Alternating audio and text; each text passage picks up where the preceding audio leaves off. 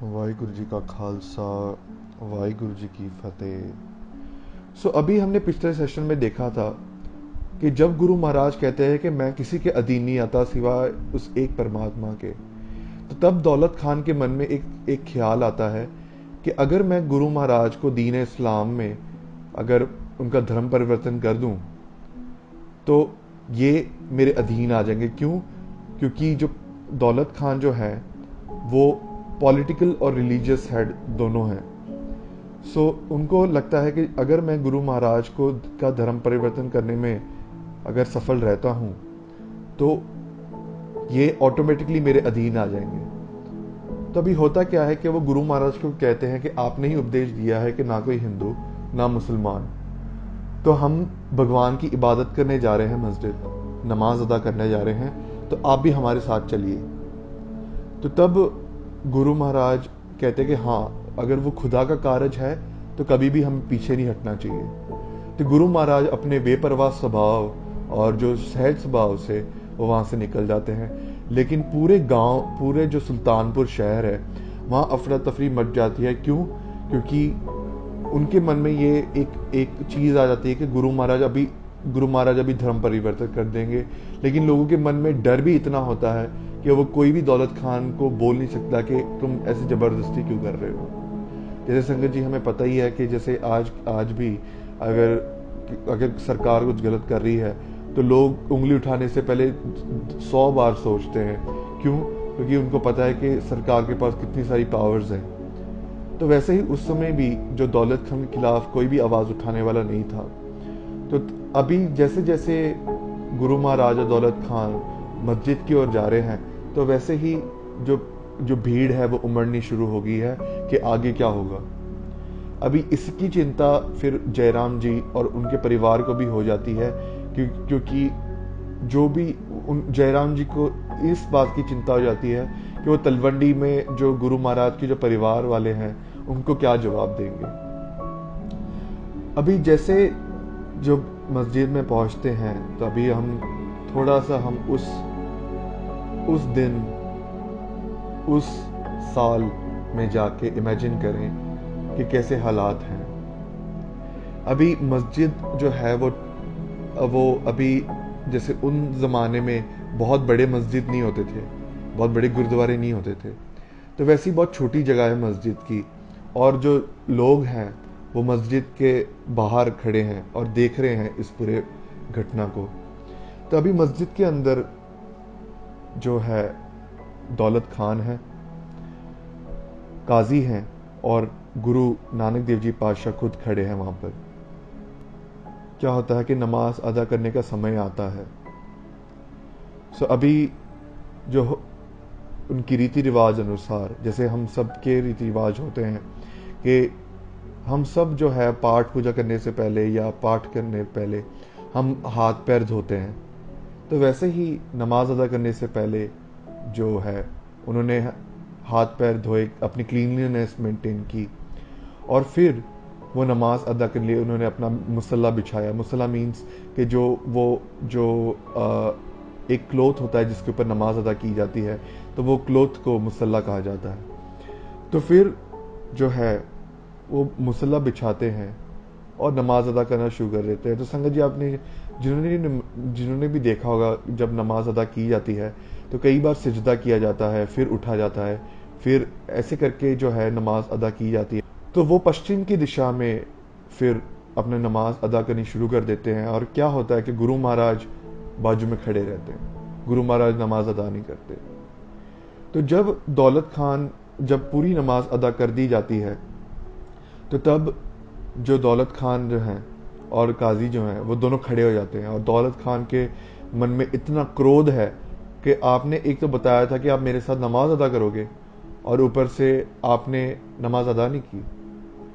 तो तब वो गुरु महाराज के पास जाके वो कहते हैं, क्रोधित होकर कहते हैं कि आपने तो बोला था कि आप मेरे साथ नमाज अदा करोगे, आपने नमाज अदा क्यों नहीं की? तब गुरु महाराज उनको जवाब देते हैं कि जब तुम ये चीज कह रहे हो कि आप मेरे साथ नमाज अदा करो, तो आपको ये चीज कहते हुए थोड़ी भी लज्जा नहीं आई, थोड़ी भी शर्म नहीं आई? आपने सच्ची में नमाज अदा की है? तो तब दौलत खान कहते कि हाँ मैंने की है। तो तब फिर गुरु महाराज जो है वो खेल खेल मतलब बताते हैं पूरी। महाराज कहते हैं कि तुम्हारा शरीर जो है वो तो मस्जिद में है, लेकिन तुम्हारा जो मन है वो तो कंधार में था। एक्चुअली संगत जी हुआ क्या होता है कि दौलत खान जो है उनको घोड़ों का व्यापार करना होता है, तो उनको उसके लिए कंधार जाना पड़ता, लेकिन कुछ रीजंस की वजह से दौलत खान कंधार नहीं जा पाए। तो उसकी वजह से क्या हुआ कि उनके मन में अभी वही ख्याल चल रहा था कि कंधार में मुझे ट्रेडिंग करनी थी। तो उनका वो पूरे मन में पूरी नमाज जब वो अदा कर रहे थे तब उनका मन वहीं था। तो गुरु महाराज कहते हैं कि तुम्हारा मन तो कंधार में था। तो तब जो है जो दौलत खान को गुरु महाराज की जो महिमा है, जो असली प्रताप है, उसके बारे में पता चलता है। और फिर जो दौलत खान जो अपने रौब में होते हैं, अपने जो एक ईगो में होते हैं, वो निम्रता में आ जाते हैं। लेकिन जो काजी हैं वो अभी भी नहीं रुकते। अभी होता क्या संगत जी कि जैसे लोग ना जो अपने बड़े पोजीशन में होते हैं ना, उनकी बहुत तरफदारी करते हैं। जैसे हम देखते हैं नॉर्मली जॉब्स में भी कि जो मैनेजर्स होते हैं लोग बहुत हाँ जी करते हैं। क्यों? क्योंकि उनको वो एक तरफदारी करते हैं जो उनकी बड़ी पोस्ट पे होते हैं। तो वैसे ही जो काजी जो हैं वो तरफदारी करते हैं दौलत खान की और कहते हैं ऐसे कैसे बोल दिया आपने कि दौलत खान के मतलब नवाब के मन नहीं था नमाज अदा करने में। तो तब दौलत खान का एक गुण था कि उन्होंने एक्सेप्ट कर लिया इस चीज को।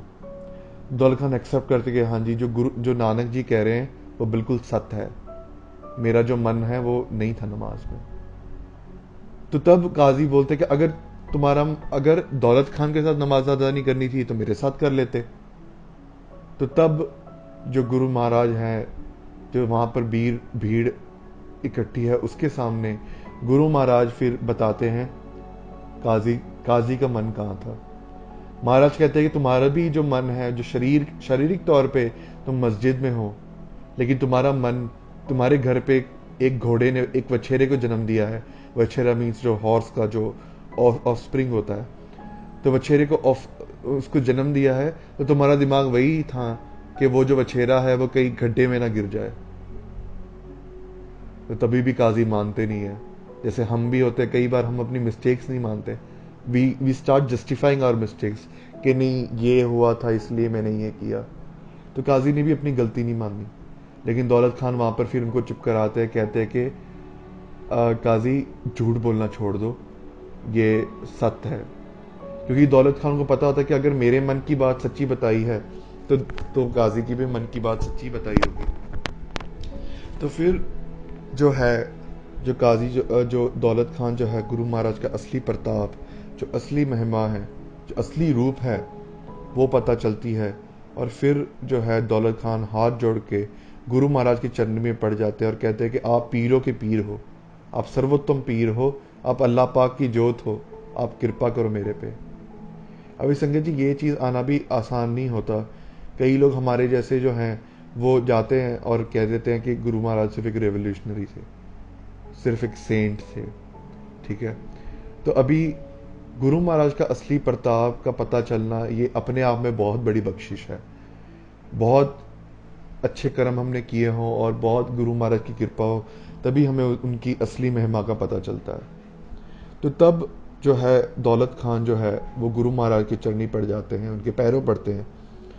और फिर जो है सबसे पहले तो वो बेनती करते हैं और माफ़ी मांगते हैं, क्योंकि उन्होंने पहले पिछले सेशन में हमने देखा था कि वो पहले मुला जी को भेजते हैं, ठीक है, और उनको झाड़ फूक कराते हैं, ऑल दैट जो भी उन्होंने किया।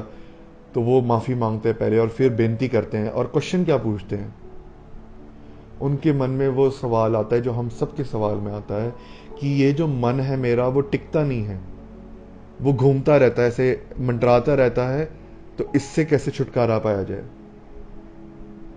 अभी we all have this questions. अभी एक बात हमें भी सोचनी है, हमें ऐसा नहीं लेना कि ये जो लेसन है वो केवल दौलत खान और काजी जी को मिल रहा है, ये हम सब के लिए है। अभी हम उनके थॉट्स तो ऐसे थे जो हम पब्लिक में बता सकें, लेकिन माफ़ करना, लेकिन कभी हमारे थॉट्स अगर पब्लिक में बोल दिए ना गुरु महाराज ने, हम कहीं ना कहीं मुंह दिखाने लायक नहीं रहेंगे। तो यही बात है कि गुरु महाराज को वो सवाल पूछा जाता है जो हम सबके सवाल मन में है कि ये जो मन है वो टिके कैसे, ये जो इतना दुख मंडराता जा रहा है, ये जो मन है ये टिकता ही नहीं है। जब हम भगवान के साथ जब नमाज अदा कर रहे हैं, जब हम पाठ कर रहे हैं, मन एकाग्र नहीं हो रहा, तो इससे छुटकारा कैसे पाया जाए। तो तब गुरु महाराज सबसे पहले जो है उनको उपदेश देते हैं। गुरु महाराज सबसे पहले कहते हैं कि ये जो मन को टिकाना है ना, ये एक सबसे ऊपर वाली चीज है। जैसे हमें संगत जी, we need to realise this कि मन का टिक जाना का मतलब है कि आप उस लेवल पे पहुंच गए हो जब आप में और भगवान में कोई अंतर नहीं रहा। आपकी वो स्पिरिचुअल अवस्था पहुंच जाए तब आपका मन टिकता है। अगर आप उसके नीचे हो, आपकी अवस्था थोड़ी नीची है, तो फिर तब तक आपको जंग करनी पड़ती है। अपनी जो अंदरूनी जंग है वो जारी रहेगी तब जब तक हमारा वो लेवल नहीं पहुंच जाता। तो गुरु महाराज ने वही ज्ञान दिया कि सबसे पहले गुरु महाराज ने उपदेश दिया कि ये जो मन है उसको टिकाना इतनी आसान खेल नहीं, लेकिन अगर ये मन टिक जाए तो सब कुछ प्राप्त हो जाता है। अभी पिछले सेशन में हमने देखा था कि एक Q&A में हरमनप्रीत सिंह जी ने बताया था कि हम सबको एक हैप्पीनेस का रीजन चाहिए। कई लोगों को लोगों से बातें करके हैप्पीनेस मिलती है, कई लोगों को मूवीज देख के हैप्पीनेस मिलती है, कई लोगों को कई प्रकार की चीजें। We rely on external source, हम बाहरली चीजों पे डिपेंड करते हैं अपनी हैप्पीनेस के लिए।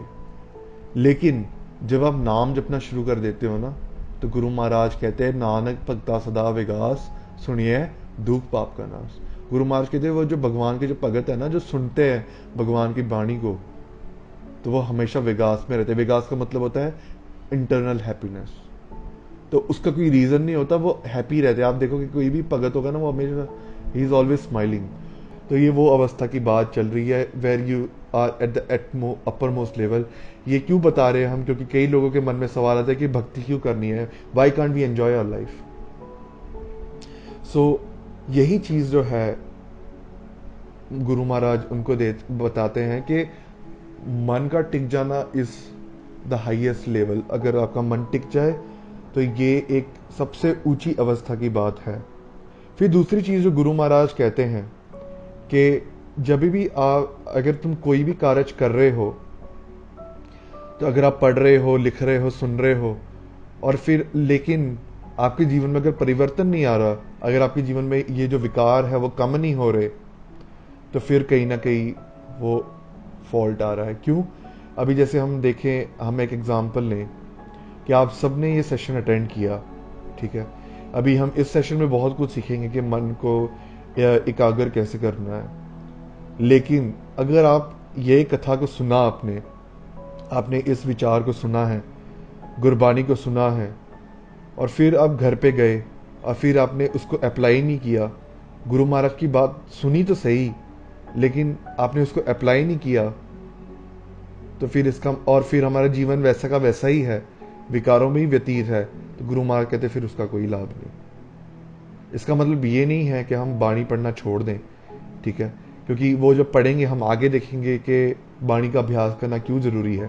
बाणी का जब अभ्यास करते हैं तभी वो अंदर बसती है, ठीक है। लेकिन ये कथा सुनना और फिर अप्लाई ना करना इज रॉन्ग, ठीक है। तो कथा सुननी है, क्योंकि यही चीज जो है वो हमें प्रेरित करेगी आगे धर्म के मार्ग पे आगे चलने के लिए, लेकिन अप्लाई भी करनी है। तो फिर आगे चलते हुए गुरु महाराज 2 उदाहरण देते हैं दौलत खान को समझाने के लिए कि ये जो मन है उसका स्वभाव कैसा है और वो टिकता कैसे है। तो गुरु महाराज जो पहला उदाहरण देते हैं वो होता है एक मर्क्यूरी का। संगत जी, आपको पता होगा मर्क्यूरी जो पारा है, तो वो जो है वो हाथ में नहीं आता। अगर आप उसको हाथ में पकड़ने की कोशिश करोगे ना, तो वो हाथ में नहीं आएगा। इट कांट बी होल्ड, मतलब आप कोई जैसे कोई चीज को पकड़ते हो वैसे पारा हाथ में नहीं आता। तो गुरु महाराज कहते हैं कि ये जो मन है ना, ये पारा की तरह है। सो पारा क्या है कि वो हाथ में नहीं आता, ठीक है। तो ये ऐसे ही भटकता रहता है, आप उसको पकड़ने की कोशिश करो, आप टिकाने की कोशिश करो, ये टिकेगा नहीं। तो कैसे टिकता है, गुरु महाराज फिर समझाते हैं, जैसे वो पारा होता है ना संगत जी, अगर हम उसको खाने में डाल दें ना, तो वो एक पॉइजन की तरीके से काम आता है। तो वैसे गुरु महाराज कहते हैं कि उस जैसे पारा जो है ना, अगर हम उसको मसाले में डाल दें ना, तो वो टिक जाता है और फिर वो ग्रेस्प में आ सकता है, वो पकड़ में आ सकता है। तो वैसे गुरु महाराज कहते हैं कि ये जो मन है ना, मन अगर इसको टिकाना है, अगर इस पारा को टिकाना है, ये मन रूपी पारा को टिकाना है, तो साध संगत का मसाला चाहिए, जो साध संगत रूपी मसाला चाहिए। जब साध संगत में हम जाते हैं, अगर आपके मन में कभी भी ये संगत जी अगर ऐसा आ रहा हो ना कि मतलब कई बार हमारे मन में आता है कि मन नहीं टिकता, तो आप उन प्यारों के पास जाओ जो नाम अभ्यासी हैं, आप उन प्यारों के पास जो जो भगवान की बातें करते हैं, आप उनके साथ बैठो, 1-2 घंटे विचार करो, नाम जपो। तो तब क्या होगा, अपना मन ना ऑटोमेटिकली वापस टिकना शुरू कर देगा। कई लोगों के सवाल आते हैं कि हम घर पे बैठ के भक्ति क्यों नहीं कर सकते, हमें गुरुद्वारा जाने की क्या जरूरत है। तो तब यही चीज है कि वो गुरुद्वारा साहब का जो ऑरा होता है ना संगत जी, वो घर से बहुत डिफरेंट होता है। अभी गुरुद्वारा साहब में कितने जीव ऐसे हैं जो भक्ति करके अपना पार उतारा कर रहे होते हैं, गुरु महाराज की बख्शिश ले रहे होते हैं। जब आप वो चीज को अपनी आंखों से देखते हो, जब अपने इंद्रियों से सुनते हो, देखते हो, आप उन चीजों पे, उन साथ संगत पे बैठ के आप नाम जपते हो, कथा सुनते हो, तो वो जो ऑरा होता है ना संगत जी, और गुरु महाराज का जो प्रेजेंस है वहां पर, वैसे तो निरंकार रूप में हर जगह प्रेजेंट है गुरु महाराज, लेकिन वहां पर जो सरगुण रूप में जो प्रताप है गुरु महाराज का, जब वो हम देखते हैं, सुनते हैं, एक्सपीरियंस करते हैं, तो वो जो मन है ना वो टिकना शुरू कर देता है। तो गुरु महाराज वही कहते हैं कि जैसे पारा एक मसाले में जब उसको डालते हैं तब वो टिक जाता है, वैसे ही जो मन है वो साथ संगत में टिकता है। फिर दूसरा उदाहरण गुरु महाराज लेते हैं एक घोड़े का। आप सबको पता होगा संगत जी कि जब एक नया घोड़ा लिया जाता है ना, तो वो कभी भी कंट्रोल में नहीं आता, वो कभी पैर मारेगा, कभी वो बैठने नहीं देगा किसी को भी ऊपर। लेकिन गुरु महाराज कहते हैं अगर उसको एक स्किलफुल हॉर्स राइडर मिल जाए, अगर घुड़सवार मिले जो बहुत होनहार हो, तो वो उस जो बेकाबू घोड़ा होता है ना, कई सारी टेक्निक्स होती हैं घोड़ों को काबू करने के लिए, तो अगर वो जो घुड़सवार है अगर वो होनहार है तो वो घोड़े को काबू कर लेता है। तो गुरु महाराज इसी उदाहरण से गुरु महाराज समझाते हैं दौलत खान को कि जैसे ये मन है ना, ये भी घोड़े की तरीके से, ये कभी काबू नहीं आता, ये कभी यहां जाएगा कभी यहां जाएगा, वो टिकेगा नहीं। तो गुरु महाराज यहां पर जैसे एक पंक्ति में गुरु महाराज समझाते हैं मन के स्वभाव के बारे में। महाराज कहते हैं कि निमक माहे 4 कुंठ फिर आवे।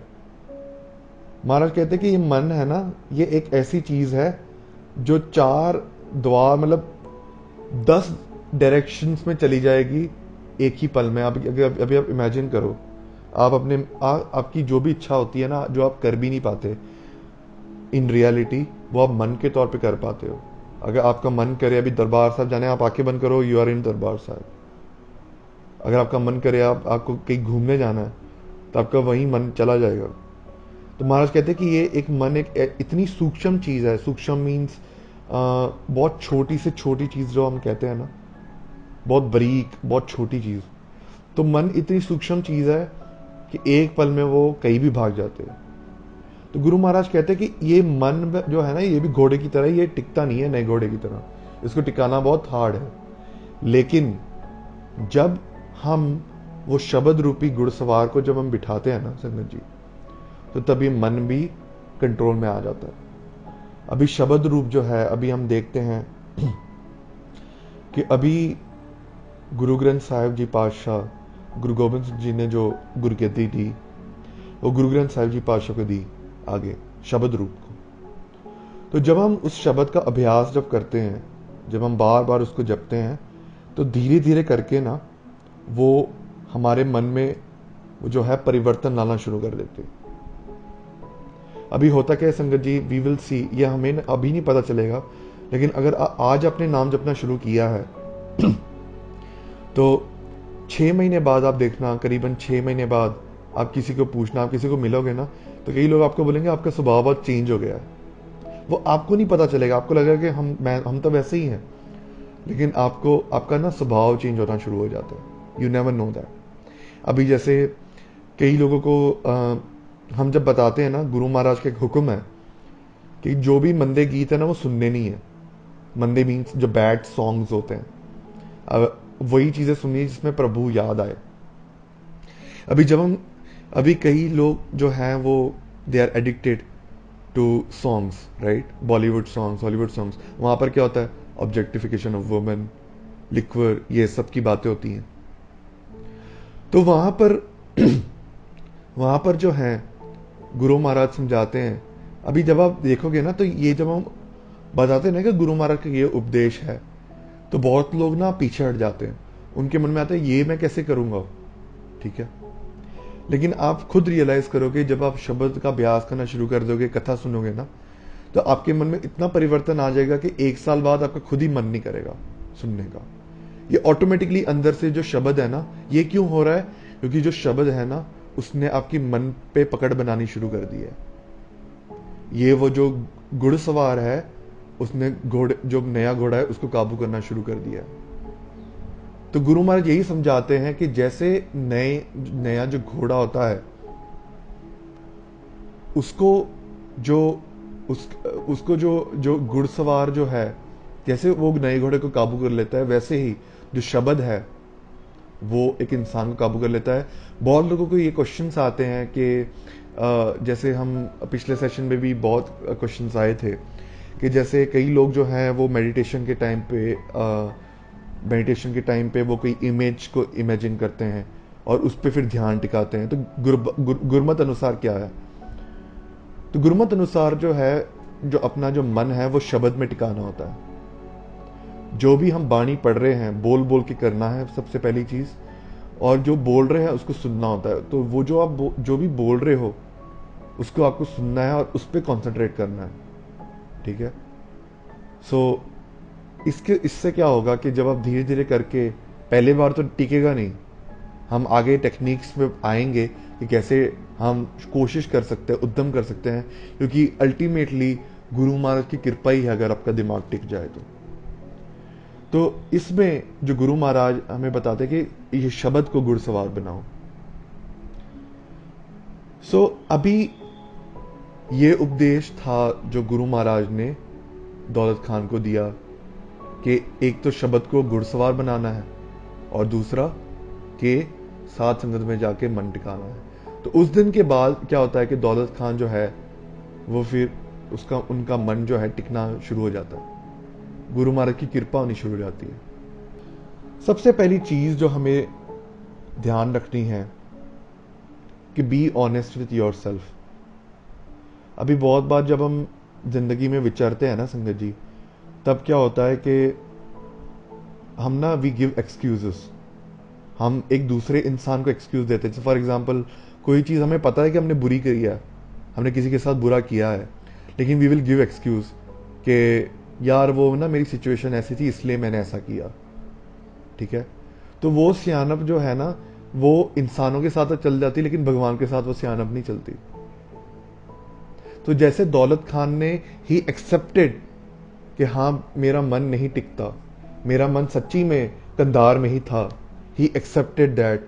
सो गुरु महाराज कहते हैं, मतलब वो that is the first step कि आपने एक कदम उठा लिया है अपने इंप्रूवमेंट की तरफ, अपने आप के लिए आध्यात्मिक राह पे अपने फर्स्ट स्टेप उठा लिया। जब आपको ज्ञान हो जाए कि हाँ मेरे में क्रोध है, हाँ मेरे में काम है, तो आपने वो फर्स्ट स्टेप उठा लिया।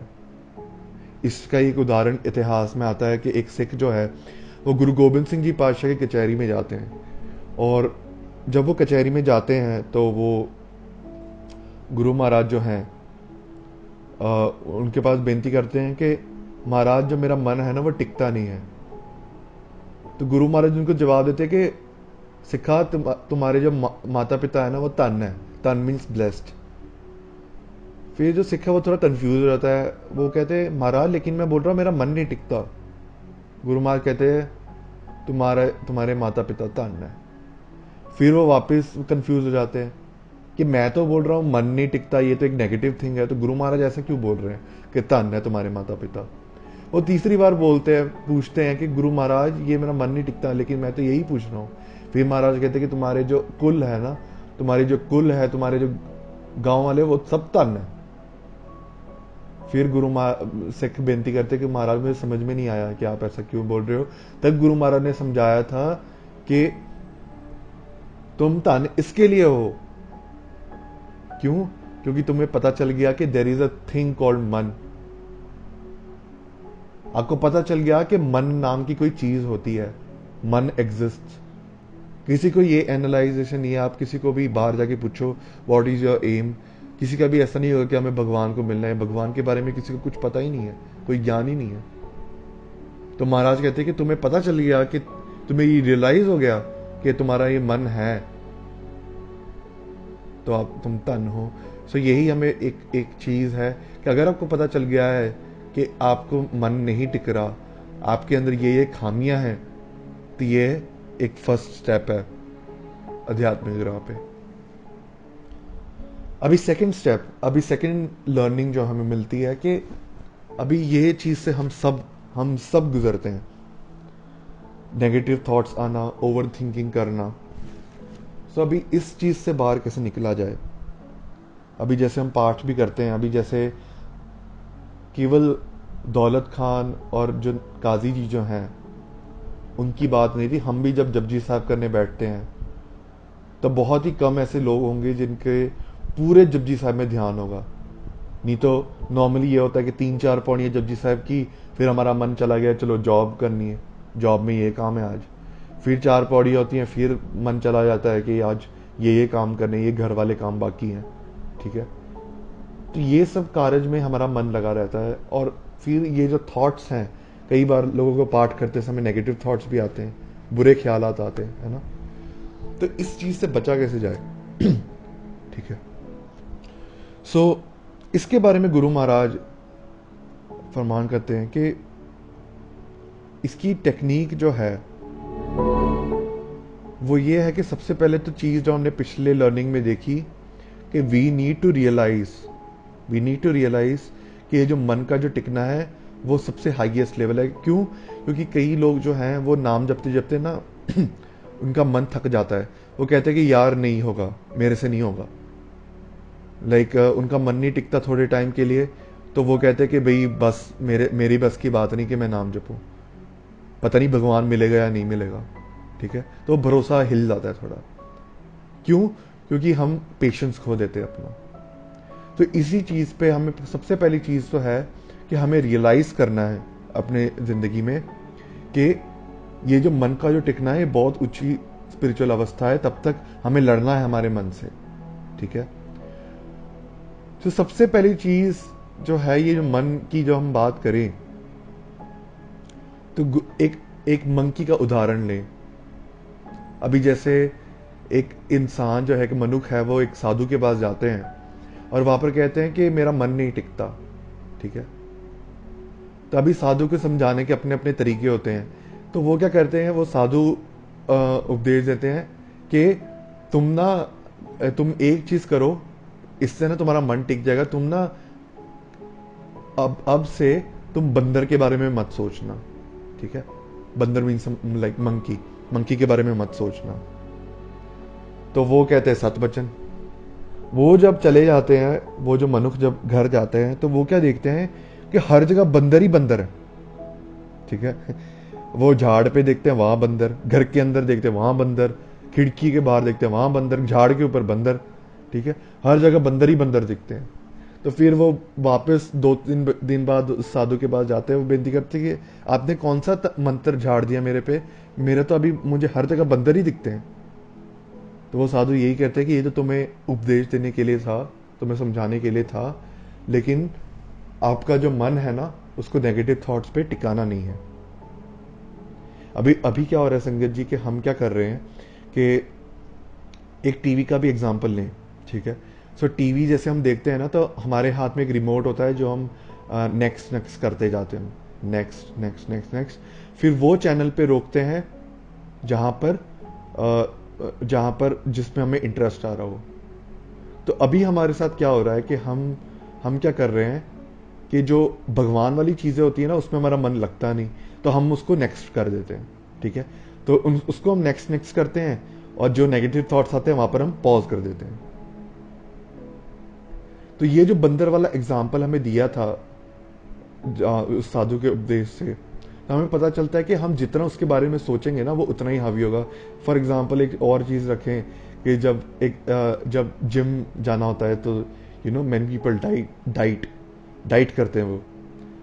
तो अगर आपका एक्सपीरियंस है तो आपको भी पता है कि डाइट करते समय कौन सी चीज दिमाग में आती है। ठीक है, वी ऑल नो के खाना ही दिमाग में आता है। क्यों? क्योंकि हमारे मन में होता है कि खाना नहीं खाना, खाना नहीं खाना, खाना नहीं खाना। तो वो जो मन में ही रह जाता है ना, तो हर जगह में फिर खाना ही खाना दिखता है। फिर तो हमें जो चीज पसंद नहीं है ना, वो ही पसंद आनी शुरू हो जाती है। ठीक है, सो वही चीज है कि अगर हमारे नेगेटिव थॉट्स आए ना, तो उस पर रुकना नहीं है, उसको साइड पे कर देना है। अभी जैसे हमें रियलाइज करना है, जैसे हमने पिछली लर्निंग में देखा, हमें रियलाइज करना है कि हमारे में काम है, क्रोध है, लोभ है, मोह है, लेकिन हमें उस पर टिकना नहीं है कि यार मेरे में क्रोध ही इतना है, यार मेरे में क्रोध ही इतना है। 2 मिनट बाद आपको क्रोध, मतलब आप नाम जपने बैठे हैं तो आपको लगे यार मेरे में क्रोध ही बहुत है, यार मेरे में क्रोध ही बहुत है। बार बार नहीं विचारना उसको। ठीक है, वो बार बार जब आप करोगे ना, तो फिर आपको हर जगह फिर क्रोध ही दिखाई देगा। ठीक है, एक और चीज जो हमें ध्यान रखनी है, वो हमारी नेक्स्ट लर्निंग है कि नाम अभ्यास करना है। ठीक है, अभी जो मन है ना, वो एक कटोरे की तरह है, वो खाली नहीं रह सकता। आप ऐसा बोलो कि नेगेटिव थॉट्स में हटा लूं और मन मेरा खाली रह जाए, ऐसा तो हो नहीं सकता। तो अगर आपने उसमें कोई चीज नहीं डाली ना, तो वो नेगेटिव थिंग वापस घूम के आपके माइंड में आ जाएगी। तो वो जो वेसल है, माइंड एक वेसल की तरह है जो खाली नहीं रह सकता। तो अगर आपने नेगेटिव थॉट्स को इग्नोर किया है, तो आपको कुछ डालना भी पड़ेगा। ठीक है, तो अभी डालना क्या है? गुरबाणी, नाम अभ्यास करते रहना है। आपने कई सेंट्स आप देखोगे, कई जो महान गुरमुख रहे हैं, वो छोड़ते ही नहीं नाम जपना। उनको पता है कि एक पल के लिए भी अगर हमने गुरबाणी को छोड़ दिया, हमने पल्ला छोड़ दिया गुरबाणी का, ये मन ने भाग जाना है। तो वो क्या करते हैं, जैसे ट्रैवलिंग भी कर रहे हैं, तो वो बोल मंत्र करते रहेंगे, एक ओंकार सतनाम करता पुरख निरभव निर्वैर अकाल मूर्त जूनी सैपं गुर प्रसाद। ठीक है, वो करते रहेंगे, वाहिगुरु वाहिगुरु जपते रहेंगे, जो गुरबाणी की पंक्तियां हैं वो उचारते रहेंगे, ताकि उनका मन जो है ना, वो उसी में लगा रहे। तो ये चीज हमें रियलाइज करनी है कि जो मन है ना, वो खाली नहीं रह सकता। अगर आप नेगेटिव थॉट्स को अगर आप साइड पे रखोगे, ठीक है, अगर करना है साइड पे, तो अगर आपको गुरबाणी भी अंदर डालनी पड़ेगी। अभी एक और चीज है, कई लोग पूछते हैं कि बार बार जपने से कुछ नहीं होता। ठीक है, कई लोगों के मन में ऐसे सवाल आते हैं, कई प्रचारक ऐसे बोलते हैं कि कई लोगों ने कथा में सुना होता है कि जो गुरबाणी है ना, वो ध्यान से पढ़नी है, ध्यान से पढ़ने का ही फल है। ठीक है, जैसे आपने एक ओंकार सतनाम करता पुरख, अगर कुछ भी आप पढ़ रहे हो गुरबाणी में, तो आपका ध्यान वहां होना चाहिए। ठीक है, सत बोल रहे हैं, सच बोल रहे हैं वो, कि हमारा ध्यान होगा तभी हमें वो आनंद आएगा। लेकिन एक और चीज फैक्ट है कि उस लेवल तक पहुंचने के लिए कि हमारा ध्यान लगे, हमें बार बार जपना पड़ता है। ठीक है, अभी जैसे एक सोना होता है ना, सोना, उसको बहुत सारी प्योरिफिकेशन होती है, बहुत सारे प्रोसेसेस होते हैं, फिर वो सोना बनता है। तो वैसे ही हमें बहुत बार अभ्यास कर करके ना हमारी मैल निकालनी पड़ती है अंदर से, फिर हमारे मन उस स्टेट में पहुंचता है कि हमारा मन टिके उसमें। जैसे एक बहुत महान प्रचारक रहे हैं ज्ञानी संत सिंह जी मस्कीन, वो कहते होते थे कि 100 बार वाहिगुरु जपो, 1000 बार वाहिगुरु जपो, 10,000 बार वाहिगुरु जपो, ताकि आपको एक बार वाहिगुरु जपने की जांच आ जाए। आपको एक बार वो आनंद से, वो प्यार से, वो कंसंट्रेशन से वाहिगुरु जपना आ जाए, उसके लिए आपको 100 बार, 1000 बार, 10,000 बार जपना पड़ेगा। तो वो नाम अभ्यास करना पड़ेगा, तो ज़रूर आप नाम अभ्यास के लिए टाइम ज़रूर निकालो। अभी हमारे मन में भी सवाल आते हैं कि जैसे कि नाम जपने का टाइम नहीं मिलता, ठीक है। तो हमें देखना है कि संगत जी, एक तरफ से हम देखें ना, अगर हम ऑनेस्ट रहे, जैसे हमने फर्स्ट स्लाइड में देखा था, be honest with yourself. अगर हम ऑनेस्ट रहे ना संगत जी, we are wasting our time. अभी जैसे एक प्यारे गुरुमुख थे मेरे, मेरी उनसे वार्तालाप हुई, तो मैंने उनसे क्वेश्चन पूछा कि मेरी जॉब रहती है 9-10 घंटे और फिर मैं थक जाता हूँ, तो नाम कैसे जपूं, है ना, इतने सारे काम होते। तो उन्होंने मुझे एक बात बताई कि अच्छा तुम 8-9 घंटे जॉब करते हो, चलो 12 घंटे जॉब करते हो, ठीक है, 8 घंटे तुम सोते हो, 1-2 घंटे आप, 1 घंटा आप नहाना धोना और फिर खाना पीना, तो बाकी के 3 घंटों का अभ्यास है तुम्हारा, ठीक है। तो अभी मैंने देखा कि जॉब के मैंने 12 घंटे लिए, वैसे कम ही होते हैं सबके, ठीक है। तो हमें देखना है, ये चीज रियलाइज करनी है कि हम अपना टाइम कहाँ गुजार रहे हैं। अभी आपके मन में ये सवाल भी आता होगा कि आप एक ऐसी स्टेज पे भी पहुंचते होगे कि अवगुण हमारे हाथ में नहीं है, तो इसको कैसे दूर किया जाए।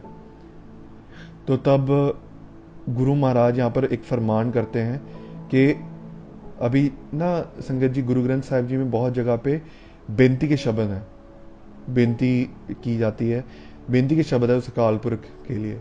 एक उदाहरण के तौर पे हम ले लें, स्क्रीन पे आप देख सकते हैं, काम क्रोध लोभ झूठ निंदा इनते आप छड़ावो, यह पीतर ते इनको डारो आप निकट बुलाओ। आप बेनती कर रहे हो कि ये जो काम है, जो डिजायर है, सेक्सुअल डिजायर, क्रोध है, लोभ है, झूठ है, निंदा है, इनते आ छुड़ाओ। बेनती कर रहे हो कि भगवान ये छोड़ दो, ये आप खुद छुड़वाओ मेरे से। इन इन एह पीतर ते इनको डारो आप निकट बुलाओ। गुरु महाराज कहते कि आप बेनती कर रहे हो कि प्लीज ये चीज मेरे से निकाल दो और आप अपनी तरफ लेके जाओ, ठीक है। जब आप ऐसी बेनतियां करोगे ना, बार बार, आप बार बार करना है ये शब्द को, पहले तो मीनिंग्स देखो, ठीक है, ताकि आपको थोड़ा आइडिया आ जाए, और फिर इसको बार बार इस गुरबाणी का उच्चारण करो। तो धीरे धीरे क्या होगा ना संगत जी, आपका जो ये गुरबाणी पढ़ने से होता क्या है ना, कि हमारा जो मन है ना वो कोमल होता जाता है, ठीक है।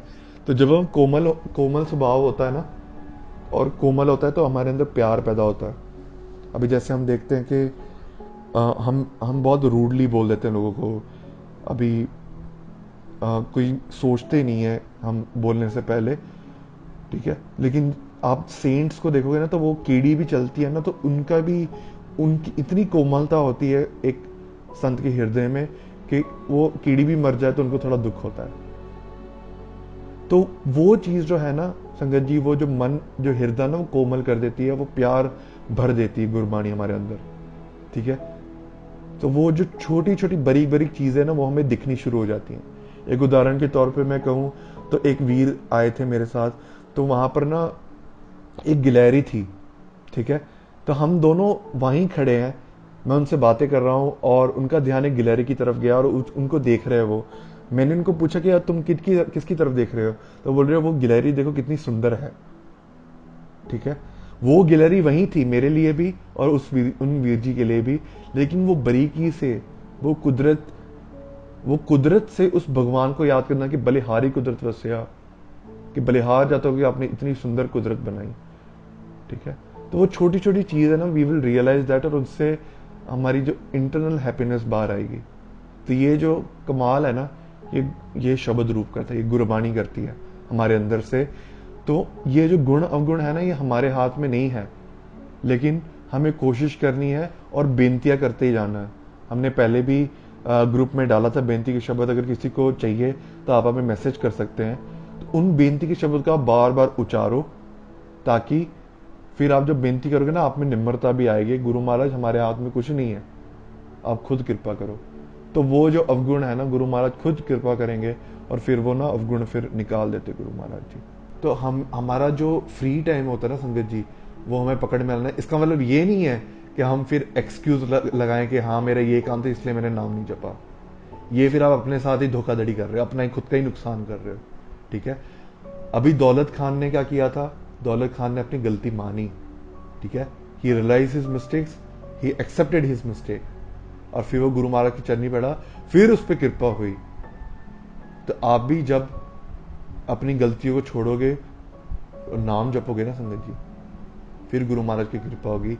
जो हमारे 3, 4, 5, 6 घंटे, अगर आप अपना देखो ना मोबाइल यूसेज, आप एक ऐप आती है योर आर, ठीक है, YOURHOUR, सो आप उस पर देख सकते हो कि आपने अपने मोबाइल में कितना टाइम स्पेंड किया है, ठीक है। तो एवरेज पे आप देखोगे it's like 5 hours minimum, and Saturday Sundays को आप देखोगे it goes till 10 hours, 12 hours, ठीक है, it goes till that level.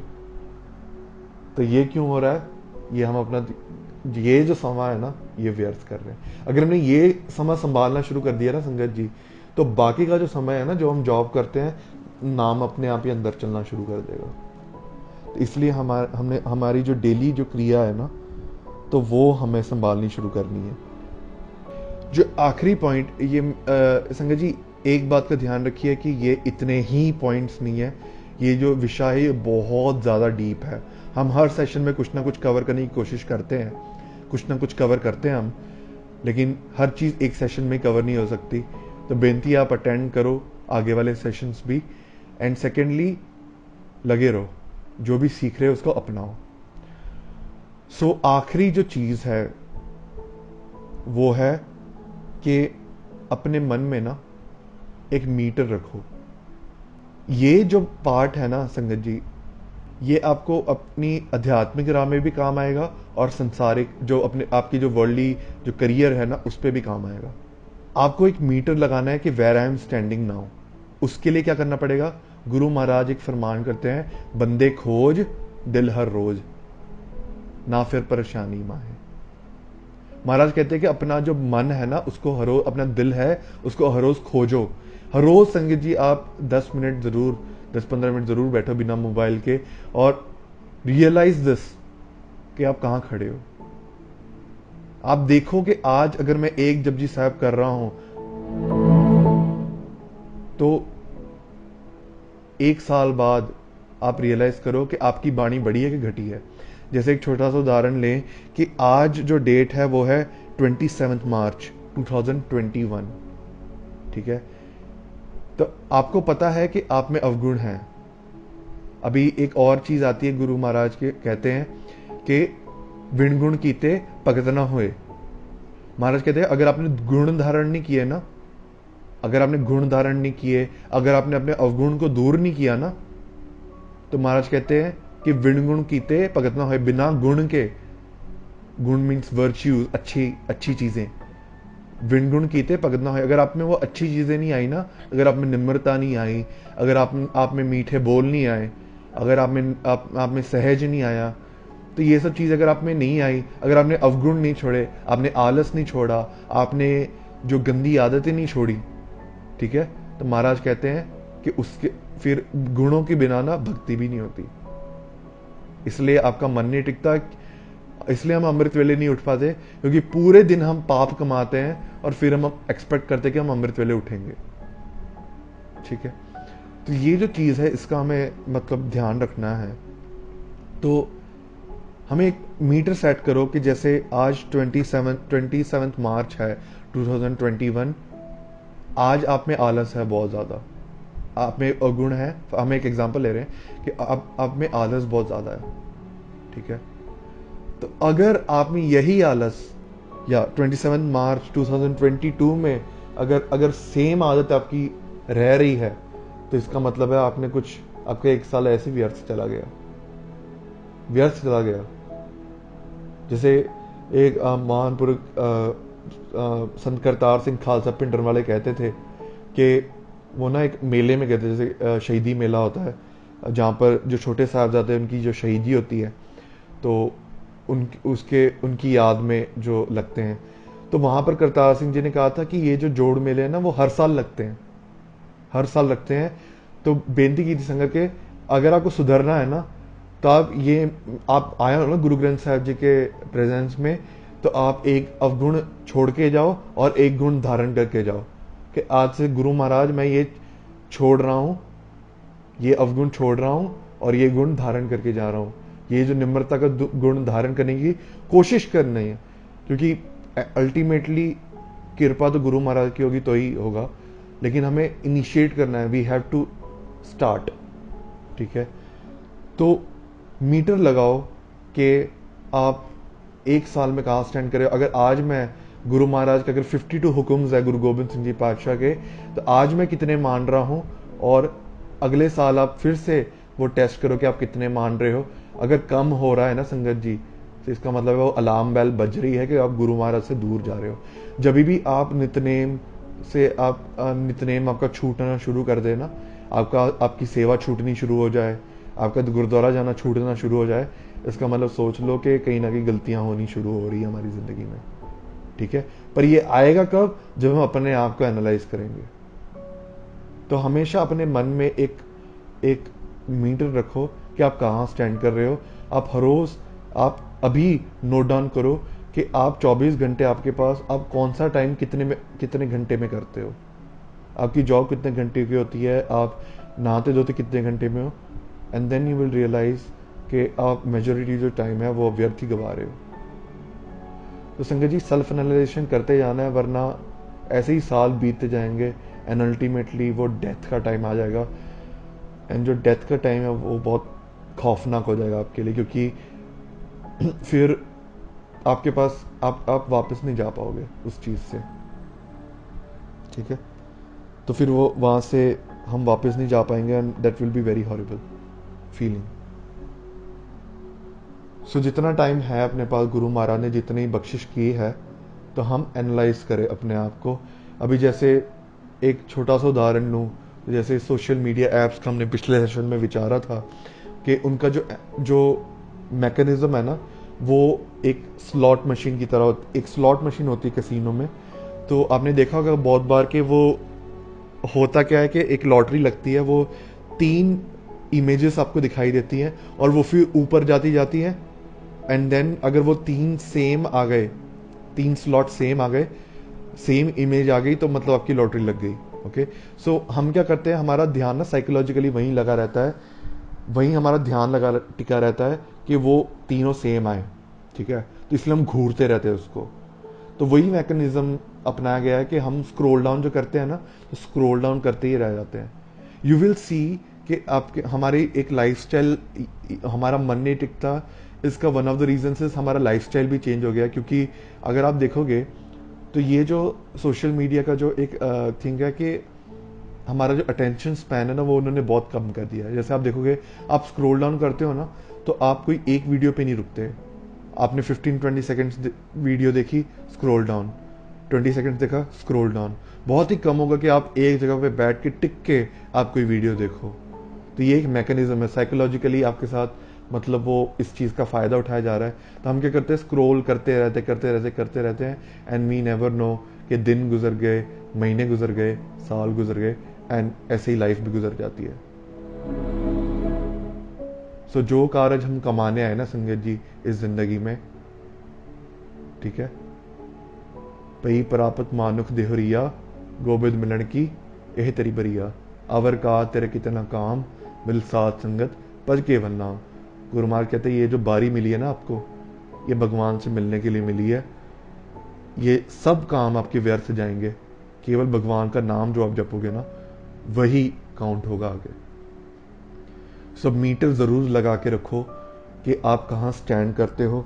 तो ये जो चीज़ है ना, आपको इम्प्रूव करने के लिए बहुत ज़्यादा हेल्प करेगी। Similar with career thing, career में आप देखो कि आपकी खामी कहाँ आ रही है, तो आप उस चीज़ पे इम्प्रूव करो। ठीक है, तो ऐसे ही आप आज से ही और शुरू करो। बस आप ऐसा मत करो कल करूंगा अभी करूंगा, ये कल करते रहते हुए कल ही हो जाता है। अगर आपको रियली इच्छा है, अगर आपको रियली इच्छा है कि मुझे गुरु महाराज के पास जाना है, तो अभी से शुरू कर दो कि मैं अभी बैठना है, मन को मार के बैठ जाओ बस। अभी जैसे सेशन के बाद अभी रहराज साहब का समय आएगा, इवनिंग प्रेयर का समय आएगा। जो भी जीव नहीं करते रहराज साहब, आज से शुरू करो। जो रहराज साहब करते हैं वो थोड़ा उद्यम करो कि और सिमरन करो। अभी होगा तभी होगा। कल कल करते करते फिर कल ही हो जाएगा। ठीक है, तो अभी से शुरू करो, आलस छोड़ो। ठीक है, ये आलस ही हमें मार देता है फिर, भले हम किसी भी चीज़ की बात कर लें। सो मीटर ज़रूर लगा के रखें, नेगेटिव थॉट्स को अवॉइड करें, गुरबानी का जो रस है वो अंदर डालें, एंड हम अपने साथ ऑनेस्ट रहें, गुरु महाराज के साथ ऑनेस्ट रहें। वहाँ पर सियाणप ना करें, क्योंकि वहाँ पर सियाणप नहीं चलती। सहज सियाणपा लख होए तो एक ना चल नाल, एक भी चीज़ आपके साथ में नहीं जाने वाली। सो इतनी बेनती परवान करनी, पुल्ला चुका ली खिमा जी। वाहिगुरु जी का खालसा, वाहिगुरु जी की फतेह।